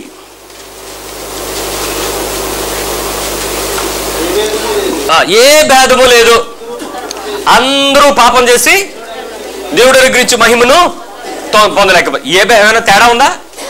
ఇక్కడ కులము, మతము, రంగు, రూపు, ఆచారము, దేశము, సాంప్రదాయం ఏమైనా ఉన్నాయా? అందరూ ఏమవుతున్నారంటే పాపం చేసి దేవుడు అనుగ్రహించి మహిమను పొందలేకపోతున్నారు. సో ఇప్పుడు పాపం యొక్క పర్యవసానం ఏంటి? దేవుని మహిమ రాదు. పాపం చేస్తే ఏం రాదు? దేవుని యొక్క మహిమను నేను పొందుకోలేను. నువ్వు ఏ రకమైన ఆజ్ఞ అతిక్రమించినా, ఏది దేవునికి వద్దన్న పని నువ్వు చేసినా, ఏది ఆయనకు నచ్చని పని నువ్వు చేస్తున్నా, ఆ సమయంలో దేవుని మహిమ నుంచి నువ్వు కొంచెం కోల్పోతుంటావు. ద ఫ్లోర్ తొలిపోతా ఉంటుంది, ఆ లైటింగ్ అంతా పోతా ఉంటుంది. నెంబర్ 2, యాకోబు పత్రిక 1:14 జేమ్స్ 1:14. యాకోబు పత్రిక 1 జేమ్స్ 1:14 ప్రతివాడును తన స్వకీయమైన దురాశల చేత ఈడవబడి మరుగొల్పబడి శోధించబడతాడు. ఇప్పుడు దేవుని దగ్గరికి వచ్చినప్పుడు ఫస్ట్ నేర్చుకోవాల్సిన ప్రతి ఒక్కరు కూడా దేని చేత శోధించబడతారట? జేమ్స్ 1:14 స్వకీయమైన దురాశల చేత ఏడవబడతారు. ప్రియులరా, మీరు ఎన్ని సంవత్సరాల క్రైస్తవుడు అయినా, ఎంత విశ్వాసమైనా, ఎంత సేవకుడు కొడుకువైనా, నీ బ్రతుకులో ఈ దురాశ అనేది సంఘంలోకి వచ్చిన ప్రతిసారి డీల్ చేయబడాలి. ఏడవబడతారు, నీకు తెలియకుండా దానిలోనే నడిపించబడతారు. ఇది కావాలి, అది ఉంటే బాగుంది, అది కావాలి, అది ఉంటే నాకు నచ్చుద్ది, ఇది నాకు ఇష్టం. ఈ దురాశ నిన్ను ఈడ్చి తీసుకెళ్ళిపోతండి. మరుగొల్పబడి వారు ఏం చేస్తారట? దురాశ చేత ఈడవబడి మరుగొల్పబడి శోధించబడతారు. ఆ దురాశ గర్భం ధరిస్తుంది. ఇక చేటు నెక్స్ట్ పాపం. అల్టిమేట్ గా మనం ఏమవుతాం? రిజల్ట్ ఆఫ్ ద సిన్ అని తెలుసుకోవాలి. ఎప్పుడు కూడా నీవు దేవుని దగ్గరకు వచ్చినప్పుడు శోధించబడకుండా ఉండాలి. నేను దురాశల చేత, సొంత కోరికల చేత నేను ఏడవబడకుండా ఉండాలి అనే విషయాన్ని మీరు నేర్చుకోవాలి. నెంబర్ 4, మూడో విషయం నేర్చుకున్నారు. 4వ విషయం చెప్తాను. ఆత్మ యొక్క లేక ప్రాణము యొక్క విలువ గురించి దేవుని దగ్గరికి వచ్చి నేర్చుకోవాలి. ప్రాణము యొక్క విలువ ఒకసారి చెప్పండి. ఆత్మ యొక్క విలువ, ప్రాణము యొక్క విలువ నేర్చుకోవాలి. ఏంటో చూపించిన మత్తయి 16:26, మాథ్యూ 16:26, మత్తయి సువార్త 16:26. ఒక మనుషుడు లోకమంతా సంపాదించుకొని తన ప్రాణమును పోగొట్టుకుంటే అతనికి ఏం ప్రయోజనం? ఒక మనుషుడు ప్రాణం ప్రతిగా ఏమైనా ఇవ్వగలడా? ప్రాణం అనేది it's a spirit or soul అని ఉంది బైబిల్లో. సో ఆత్మ. ఏమండి, మీరు లోకమంతా సంపాదించేయండి. లోకం అంటే ఏంటి? మీ ఇష్టమే. ప్రధానమంత్రి పదవో, రాష్ట్రపతి పదవో, లేక ఇంకా దేశాలకు ఏమైనా యునైటెడ్ నేషన్స్ ఆర్గనైజేషన్స్ ఏమంటే దాని మీద పై పదవి తెచ్చేసుకోండి. లోకమంతా నీ కంట్రోల్లో పెట్టేసుకోండి. ఆ తర్వాత నీ ప్రాణం పోగొట్టుకుంటే ఏం లాభం? నీ ఆత్మను పోగొట్టుకుంటే ఉపయోగం ఏముంది? ఏమీ ఉపయోగం. సంఘంలోకి వచ్చిన తర్వాత నువ్వు నేర్చుకోవాల్సిన మొదటి విషయం ఏంటంటే ఆత్మ సంగతులను నేర్చుకోవాలి. ఆత్మ యొక్క విలువ ఏంటి, నేను చేస్తున్న పని ఏంటి, నేను ఎందుకు ఈ పని చేస్తున్నాను, ఈ విషయం నువ్వు ప్రతిసారి నేర్చుకుని తీరాలి. ఒకసారి కాదు. ఆలోచించు, నువ్వు నేర్చుకునే విషయాలు ఏమై ఉన్నాయి? నీ ఆత్మ యొక్క విలువ గురించి నేర్చుకుంటున్నావా? సంపాదన కొరకు, మార్గాల కొరకు దేవుని దగ్గరికి వచ్చి నేర్చుకుంటున్నావా? నేను వినే ప్రార్థనల్లో, నేను చేసే ప్రార్థనల్లో, మనుషులను అడిగే ప్రార్థనల్లో, ఒక 100 ప్రార్థనలో ఒక 90 ప్రార్థనలు మీ ఉద్యోగాలు, మీ డబ్బులు, మీ ప్రమోషన్లు, మీ ఉన్నతమైన స్థితి, వీటి గురించే నేను కూడా చేస్తున్నాను. కానీ లోపల నాకు ఆత్మ బాధ ఏంటంటే, ప్రభువా, వీళ్ళు దేవుని యొక్క ఆత్మానుసారమైన సంపూర్ణతను సంపాదించుకోలేకపోతున్నారు. కానీ వీళ్ళు అడిగే విషయాలను చూస్తే ఎంతసేపు ప్రాణమును పోగొట్టుకుంటున్నారనే విషయం తెలియట్లేదు ప్రభువా, దుఃఖపడతాను లోపల. ఎప్పుడైనా నీకు ఆ దుఃఖం కలిగిందా? అవన్నీ మనకు అనవసరం. అవసరమైతే ఇంకొక ఎక్స్ట్రా కానుక చేతిలో పెట్టి, ఏం లేదు మీరు కొంచెం ప్రార్థన చేస్తామని అన్నారంటారు మా గుర్తు కోసం. వీళ్ళు ఇంకెక్కువ ప్రార్థన చేస్తాడు. భ్రమపడకండి, నువ్వు ఎన్ని కానుకలు పంపినా, ఎన్ని దశంభాగాలు వేసినా ఒకే ప్రార్థన వెళ్తుంది. దేవుడు ఎప్పుడు ఒకే రకంగా వింటాడు. బోనస్లు, ఎక్స్ట్రాలు ఏమి ఉండవు. మీరు ఎక్కువ ప్రార్థన చేయండి. మరి కొంతమంది వచ్చి నాకు చెప్తూ ఉంటారు, బాగా ప్రార్థన చేయండి అంటే ఏంటో బాగా ప్రార్థన చేయండి అంటే నాకు అస్సలు అర్థం అవుతుంది. ఏమో ఇప్పుడు నేను చేసిన ప్రార్థన నీకు నచ్చలేదా అని అడుగుతాను. అలా కాదు, మరి ఇంకా ఇంకా ఇంకా ఇంకా ఇంకా మీరు ఎప్పుడు చేస్తావు అప్పుడు ఇంకా ఏంటి, నాకు నీ గురించి తప్ప ఇంకేం బాధలేదా? నీ గురించి నువ్వు బాధపడగలిగినట్టు నేను పడలేను, కాబట్టి నువ్వెప్పుడు బాధ ఏదో. దేవుడు నీ మొర వింటాడు, నీ ప్రార్థన సమాధానం ఇస్తాడు. అంతేగాని పాస్టర్లు అందరూ ప్రార్థన చేస్తారని వాళ్ళవి పడకండి, వాళ్ళు ఏం చేయరు. ఇంకో విషయం నేర్పిస్తాను మీకు, ప్రాణం గురించి విలువ. మళ్ళీ మొదటి విషయం, దేవుడు నిన్ను ప్రేమిస్తున్నాడు, నా పాపాల కొరకు యేసుక్రీస్తు బలయ్యాడు, పాపం యొక్క నష్టం ఉంది, ఆత్మ యొక్క విలువ గురించి నేను ఎప్పుడు ఆలోచించాలి. నెంబర్ 5, యేసుని తప్పక నమ్మి తీరాలి అని నువ్వు నేర్చుకోవాలండి. యేసుని తప్పక నమ్మి తీరాలి. మంచి రిఫరెన్స్ చూపిస్తాను. యోహాను సువార్త 8:24 John 8:24. John 8:24. 8:24 కాగా జాన్ 8:24 కాగా మీ పాపములలోనే ఉండి మీరు చనిపోదురని మీతో చెప్పేతిని. నేను ఆయననని మీరు విశ్వసించని ఎడల మీరు మీ పాపములలోనే ఉండి చనిపోదురని వారితో చెప్తున్నాను. యేసు దేవుని కుమారుడని నువ్వు గనక నమ్మకపోతే ఏమవుతారు? అప్పుడు వాళ్ళు పాపంలో ఉండి చచ్చిపోతారు. యేసు ప్రభు దగ్గరికి వస్తారండి, కార్యాలు క్రియల కోసం ఎదురు చూస్తారండి, అవి రాకపోయినా కొద్ది రోజులు చర్చిలో ఉంటారండి, ఆ తర్వాత యేసు ప్రభుని వదిలేసి బొమ్మలు తిరిగిపోతారండి. లేకపోతే ఇక ఎథిక్స్ ఏమీ లేదు, దేవుడు లేడు, దెయ్యం లేదని మారిపోతారండి. ఈ వెనక్కి తిరిగిపోయిన వ్యక్తులు దేవుని మాట్లాడుతున్నాడు. యేసు ప్రభుని తెలియని వ్యక్తులతో దేవుడు మాట్లాడుతున్నాడు. ఏంటట? వాళ్ళకి గనక యేసుక్రీస్తు దేవుని కుమారుడే నీ కొరకు చనిపోయిన చెప్పకపోతే వాళ్ళు ఏమైపోతారు? పాపంలోనే ఉండి చచ్చిపోతారండి. మరి ఇప్పుడు చెప్పాల్సిన బాధ్యత ఎవరు? వాళ్ళకి మనలో కూడా చాలా మందికి తెలియదు. మరి మనం ఎవరు చెప్తారు? ఎంతసేపు యేసు ప్రభు దగ్గరికి వెళ్ళిన తర్వాత ఫార్మెట్ ఆఫ్ భక్తి అనే దగ్గరికి వెళ్ళి చిక్కుకుపోకుండా నేర్చుకుని యేసుక్రీస్తు గురించి చెప్పాల్సిన విషయాలు ఇది. యేసే దేవుని కుమారుడు తప్పక మనము నమ్మి తీరాలి. నెంబర్ 6, విధేయత ద్వారా నిత్యత్వం పొందుతామని నేర్చుకోవాలి.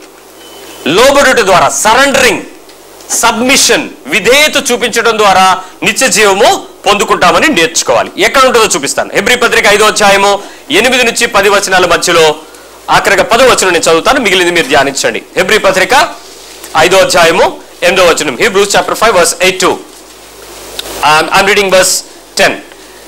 తనకు విధేయులైన వారందరికీ నిత్య రక్షణకు కారకుడు ఆయన. విధేయులు అవ్వకపోతే ఏమవుతారు? విధేయత చూపడం అంటే ఆ పైనుంది యేసుకి ఎలాగ విధేయత చూపించాలో దేవుని యొక్క కుమారుడిని యేసు చూపించాడండి. హౌ ద సఫరింగ్, ఆయన దేవుని కుమారుడయ్యుండి మన వలనే శోధించబడగలిగినప్పుడు అన్ని పరిస్థితుల్లో తన విధేయత చూపడం ద్వారా నిత్యత్వానికి నీకు దారిస్తాడు. చిరాకు పడకండి. మీరు నేర్చుకున్న విషయాలకి ఇప్పుడు మీరు నేర్చుకుంటున్న విషయాలకి చాలా తేడా ఉంది. ఇప్పటి వరకు మీ భక్తి పరలోకంలో ఉన్న దేవుని ఎలా కదిలించేయచ్చు, ఏడిసి సీదేసి ఉపవాసం ఉండేసి డొర్లేసి అవి ఎలా పిండుకోవచ్చు అని నేర్చుకున్నారు. కానీ క్రీస్తు గురించి సంపూర్ణ విషయాలు నేర్చుకోకపోతే నీ విశ్వాస జీవితము అంతము సరిగా ఉండదు. ఖచ్చితంగా నేర్చుకోవాల్సిన విషయం. నెంబర్ 7, సంఘం అంటే యేసుక్రీస్తు శరీరం అని నేర్చుకోవాలి. సంఘం అంటే ఏంటి?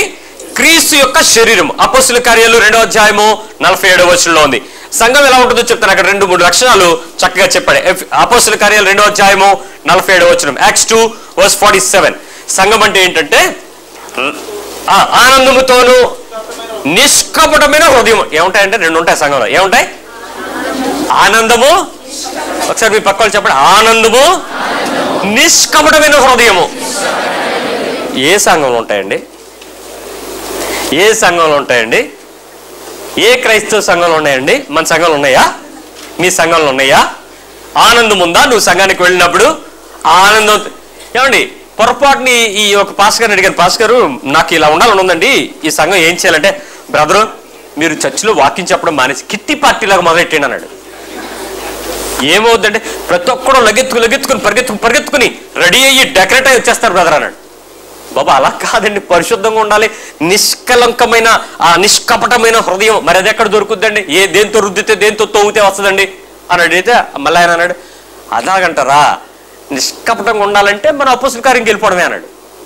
ఇప్పుడు ఎతకలేమా అని అంటే కష్టం బ్రదర్. ఎక్కడ చూసినా లోపల ఏముంటది? ఏదో ఒక కపటం పెట్టుకునే చర్చికి చేరుతాడు ప్రతి ఒక్కడు. ఒక్కొక్కడు. నేను ఒక ఆయన అడిగాను, క్రిస్మస్కి చర్చిలో సభ్యులు ఎందుకు పెరుగుతారు చెప్పండి? ఆ రోజు గుడ్ ఫ్రైడేకి ఎందుకు, అదే ఈస్టర్ పండుగ కొంచెం ఎందుకు పెరుగుతారు, గుడ్ ఫ్రైడేకి వచ్చి ఎందుకు పెరుగుతారు, న్యూ ఇయర్కి వచ్చి ఎందుకు పెరుగుతారు చెప్పండి? వీళ్ళు ఉత్తప్పుడు ఎలాగుంటారంటే వాళ్ళని అడగండి, నేను ప్రతి ఇయర్ వస్తాను brother, every year without fail ఖచ్చితంగా వచ్చేస్తాను, నేను ఎక్కడికి వచ్చేస్తాను. ఆడు అనుకుంటాడు నేను ఏ కపటం లేకుండా నేను ఒక్కడే ఈ అందరూ ఎదవాలనుకుంటాడు. ఈ 53 వారాలు తిరిగిన వాళ్ళు వీళ్ళు పిచ్చోళ్ళు, నేను ప్రతి ఇయర్ టంచన్కి రోజు మాత్రం కనపడతాను చూడండి, నిష్కపటంగా ఉన్నాను చూడండి. ఎవడికాడు భక్తిలో డిగ్రీలు పెట్టేసుకోవడమే. బైబిల్ చెప్తుంది సంఘంలో ప్రతి ఒక్కరు ఇలా ఉంటారట, నిష్కపటంగా, ఎవరిని చూసినా చక్కటి ప్రేమపూర్వకంగా. ఇది మొదటి సంఘం. ఇంతకీ ఈ సంఘం గురించి యేసుక్రీస్తు వారు ఏం చెప్పారు తెలుసా? ఎఫ్సీ పత్రిక 1వ అధ్యాయం 22-23లో, ఎఫిషియన్స్ 1:22-23. మీరు చాలాసార్లు చదివిన విషయాలు ఇవి. 22, 23 వచనాలు. మరియు సమస్తమును ఆయన పాదముల కింద ఉంచి సమస్తముకి పైని ఆయనను సంఘమునకు ఎలా ఉంచాడ? శిరస్సుగా పెట్టాడు. ఎవరు? ఇప్పుడు సంఘం అంటే బాడీ, పైన హెడ్. హెడ్ క్రీస్తు అయితే బాడీ ఎవరు? ఇప్పుడు సంఘం. ఇప్పుడు నువ్వు ఎక్కడున్నావు? యేసు శరీరంలో భాగమై ఉన్నావు అన్న విషయం నీకు తెలుసా? సంఘానికి రావడం అంటే ఇప్పుడు చూడండి, మనం వారం వచ్చాం కదా, ఇప్పుడు ఏం వెళ్తాంలే. ఇప్పుడు బాడీలో ఒక పార్ట్ ఏమంటుంది? నేను రాను, నేను వెళ్ళను, నేను చూడను, నేను చెప్పను. ఒక పార్ట్ సపరేట్ అయిపోయింది. ఒక పార్ట్ అంటుంది, నేను మన వారం చెప్పిందే కదా, ఈ వారం నాకు బాగా మంచి సీరియల్ వస్తుంది, అందుకని సీరియల్ దగ్గర ఉండాలి. ఈ పార్ట్ ఏమంటుంది? ఇప్పుడు సపరేట్ అవుతుంది. ఎక్కడెక్కడ క్రికెట్ మ్యాచ్, ఉద్యోగానికి, సీరియళ్ళు, సినిమాలు, పరీక్షలు, ఎక్కడో చూడ బాడీ అనేది అంతా కలిసి ఉన్నది. నేను ఇక్కడికి వచ్చే ముందు నేను ఒకటి ఆలోచించాను, ప్రభువా నేను నీ చేతుల్లోకి అప్పగించుకుంటున్నాను, నన్ను పూర్తిగా నీ కంట్రోల్లో తీసుకోవాలి. నేను ఇలా వచ్చేటప్పుడు నా కుడికాలు నేను రాను అనుకోండి, నా రైట్ ఫుట్ మా ఇంట్లో అచ్చే నేను రాను, నేను ఇక్కడే ఉంటాను అనుకోండి, అప్పుడు ఏంటి నా పరిస్థితి? అప్పుడు లైవ్ టెలికాస్ట్ అక్కడ నుంచి చెయ్యాలి. ఎందుకు? పార్ట్ అక్కడ ఉండిపోతే నేను పూర్తిగా రాలేను. క్రైస్తవ సంఘం కూడా అంత కలిసి ఉండేది, దేవుని కొరకు నిలబడాల్సింది. నెంబర్ 8, నేను ఒకడు సంఘంలో ఎలా ఉండాలో, సభ్యునిగా ఉండాల్సిన బాధ్యతలన్నీ మనకి బైబిల్లో చెప్పాడు. చర్చిలో ఎలా జీవించాలి, తీతు పత్రికలో ఉన్న విషయాన్ని మనం నేర్చుకోవాలి. Titus 2:11 and 12. ఇక్కడ కూడా మళ్ళీ చిన్న కండిషన్స్ ఉన్నాయి. టైటస్ 2 తీతు పత్రిక 2వ అధ్యాయం 11-12 వచనాల మధ్యలో భక్తిహీనత, ఇహలోక సంబంధమైన దురాశలు ఉండకూడదంట సంఘంలోకి వచ్చిన తర్వాత. భక్తిహీనత అంటే, రక్తహీనత అంటే ఏంటి? ఎనీమియా అని ఏమంటారు? రక్తము లేదా ఉందా? తగ్గిపోవడం లేదనకండి, చచ్చిపోతారు. రక్తం ఉంది, కావలసిన మోతాదులో కావలసిన పర్సంటేజ్ హిమోగ్లోబిన్ లేకపోతే రక్తహీనత అంటారు. భక్తిహీనత అంటే ఏంటి? భక్తి ఉంది, కావలసిన శక్తి లేదు. భక్తి ఉంది, దాని లోపల ఉండాల్సినంత శక్తి కలిగిన మోతాదు లేదు. ఇప్పుడు భక్తిహీనత ఉండకూడదు సంఘంలో. నెక్స్ట్, ఇహలోక దురాశలు ఉండకూడదు సంఘంలోకి వచ్చిన తర్వాత. ఏముండకూడదు చెప్పండి ఒకసారి. సిఎంఆర్లో కొన్నారా ఈ చీర? బ్రదర్ భలే ఉంది, టై ఎక్కడిది? అరే అరే నిజంగా భలే ఉన్నా బ్రదర్, నిజంగా మీకు భలే బట్టలు భలే చీప్గా దొరికిపోతాయండి. ఇవన్నీ ఎక్కడ ఉంటాయి? మహిమ వస్త్రము, రక్షణ వస్త్రము, స్తుతి వస్త్రము ఈ బైబిల్లో ఉంటాయి, సంఘంలో ఉంటాయి. బయట ఏముంటాయి? ఇవే ఉంటాయి. ఏ వస్త్రాలు? షిఫాను, జార్జెట్టు, ఇప్పుడు ఈ మధ్య వస్తున్నాయి షిమ్మరు, ఈ రకరకాలవన్నీ. ఏం ఆలోచిస్తున్నాం మనం? వాటిని చూసుకోండి. బ్రతకాల్సిన విధం ఇక్కడ చక్కగా ఉంది విషయం. నెంబర్ 9, 9వ విషయం చెప్తాను. నేర్చుకునే విషయాలు చెప్తున్నానండి. సంఘము ద్వారా దేవుని ఆశీర్వాదాలు పొందడం నేర్చుకోవాలి. ఇక్కడికి వచ్చాను ఇప్పుడు పాయింట్. సంఘము ద్వారా ఏం రావాలి? ఆశీర్వాదాలు వస్తాయి. ఏం ఆశీర్వాదాలు వస్తాయి ఈ తర్వాత చెప్తాను మీకు. ఎలాంటి ఆశీర్వాదాలు వస్తాయో చెప్పనా? ఎఫ్సి పత్రిక 1:3, ఎఫిషియన్స్ 1:3. ఈ వచనం చదివేటప్పుడు మీకు డౌట్లు రావు, వెళ్ళిపోతూ ఉంటారు. చదవండి. 1వ అధ్యాయం 3వ వచనం. మన ప్రభువైన యేసుక్రీస్తు యొక్క తండ్రి యొక్క దేవుడు స్తుతించబడును గాక. ఆయన క్రీస్తునందు పరలోక విషయములలో ఆత్మ సంబంధమైన ప్రతి ఆశీర్వాదము మనకు. ఏ ఆశీర్వాదాలు తమ్ముడు? శరీర సంబంధమైనవా, భూ సంబంధమైనవా, ఆత్మ సంబంధమైనవా? ఎన్ని ఆశీర్వాదాలు! ప్రతి ఆశీర్వాదం అంటే చాలా ఉన్నట్టే కదా, బోర్డు ఉన్నాయి. ఆత్మ సంబంధమైన ఆశీర్వాదాలు ఉన్నాయి. చెప్పండి ఒకసారి పక్కలకి. ఆత్మ సంబంధమైన ప్రతి ఆశీర్వాదం దేవుడు ఇస్తా అన్నాడు. మీరు నేర్చుకోవాల్సింది ఆత్మ సంబంధమైన ఆశీర్వాదాలు నేర్చుకోవడానికి సంఘానికి రావాలి. లాస్ట్ విషయం చెప్తాను నేర్చుకునేది. నమ్మకమైన వానికి బహుమతులు ఉన్నాయి, గిఫ్ట్లు ఉన్నాయి. చెప్పండి. నమ్మకమైన వానికి బహుమతులు ఉన్నాయి. ఇది నేర్చుకోవాలి. ప్రకటన గ్రంథము 2వ అధ్యాయము 10వ వచనం. రెవల్యూషన్స్ 2:10, ప్రకటన 2:10. మరణం వరకు నమ్మకంగా ఉండము, ఆఖరికి ఏమిస్తాడో తెలుసా? జీవ కిరీటం ఇచ్చేదను అన్నాడు. ఏమన్నాడు? జీవ కిరీటము ఇచ్చేదను. మరణం వరకు నమ్మకంగా ఉండాలి. నేను నీకు 10 విషయాలు నేర్పించాను. సంఘానికి నువ్వు వెళితే, యేసుక్రీస్తు దగ్గరికి నువ్వు వెళితే, యేసుక్రీస్తు యొక్క జీవమును నువ్వు వెతికితే ఖచ్చితంగా నువ్వు 10 విషయాలు ప్రతిసారి నేర్చుకోవడానికి నువ్వు వెళ్ళడానికి ఆ బడి ఖాళీగానే ఉంది. ఇప్పుడు నువ్వు నేర్చుకునే విషయాలు ఈ 10 ఉంటాయి. మంచిది. ఈ 10 ఉన్న విషయాల తర్వాత అప్పుడు మనము నేర్చుకున్న విషయాలను జాగ్రత్తగా కొనసాగించి బయటకు వెళ్లాల్సిన ప్రారంభం స్టార్ట్ అవుతుంది. ఇప్పుడు మనం ఏం చేస్తాం? మనం వచ్చి నేర్చుకున్నాం. ఇప్పుడు ఆయన దగ్గరికి వచ్చి నేర్చుకున్న తర్వాత నెక్స్ట్ సెషన్ ఏంటి? వెళ్ళి బోధించండి. ఎలా వెళ్ళాలి, ఎప్పుడు వెళ్ళాలి, ఎందుకు వెళ్ళాలి, ఏం బోధించాలి, ఇవి నెక్స్ట్ వీక్ ప్రభు చిత్తం అయితే విందాం. మరి ఈ వారం నువ్వు ఉన్నావు, నువ్వు నిజంగా యేసు ప్రభు దగ్గరికి వచ్చావా? వచ్చావు. యేసు ప్రభు దగ్గరికి వచ్చి నిజంగా నేర్చుకోవడానికి వచ్చావా? ఆయన నిన్ను పిలిచాడు, రండి నేర్చుకోనండి. ప్రార్థన చేద్దాం, ప్రభుని అడుగుదాం. నువ్వు నేర్చుకునే విషయాలు ఏమైనా మర్చిపోయి ఉంటే ఈరోజు ప్రభు సహాయం అడుగు, ప్రభు సహాయాన్ని తీసుకో.